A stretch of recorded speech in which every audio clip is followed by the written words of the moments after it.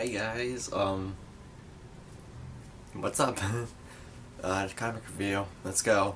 So you all know how I like Superman Earth 1, yeah. Now we have a predecessor to it. That's right, we all have Batman Earth 1.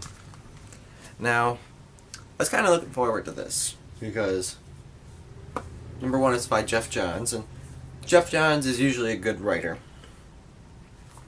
I was looking forward to it because it was Earth 1, so they knew how to take it in the right direction. So I was looking forward to it.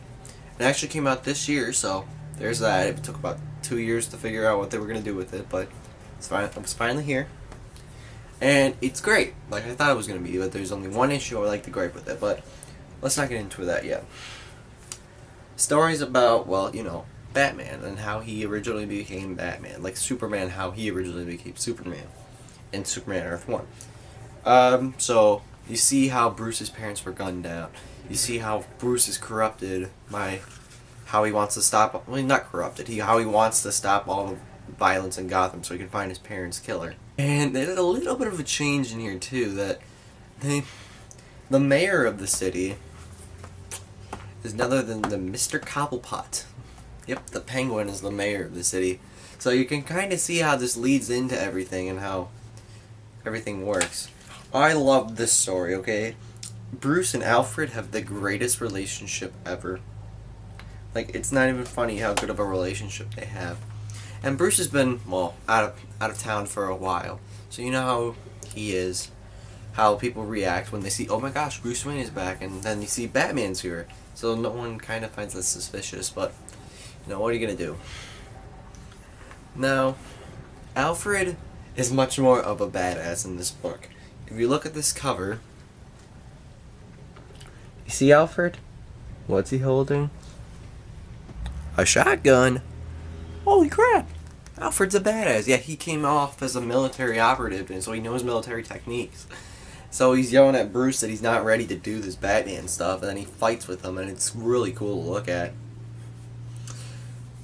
Now let's get to the only gripe that I have with this. This is why I'm only not giving it a 10. This costume. I don't like it. It looks ridiculous. It looks like a Green Lantern costume put for Batman.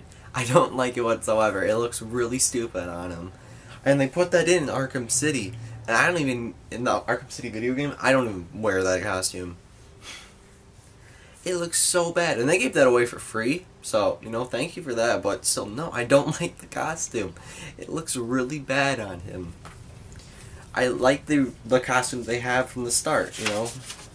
The original Batman costume. Too lazy to show it to you, but, you know. I like that one. Everything else is just, oh my gosh. Everything else is great, but the costume. I just love the story. I love how the characters react with Batman. First time seeing him. This is one of the greatest shots in the whole book. I mean, look at this. Batman busting through a wall to beat up some dude, kidnapping a girl. That is just one of the greatest shots. I'm not even gonna spoil most of the story for this, because most of the story is more crazier than the original Batman.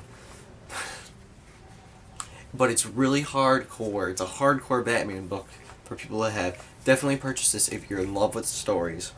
If you want a good costume, that's the only gripe I'm going to say, no, don't get this.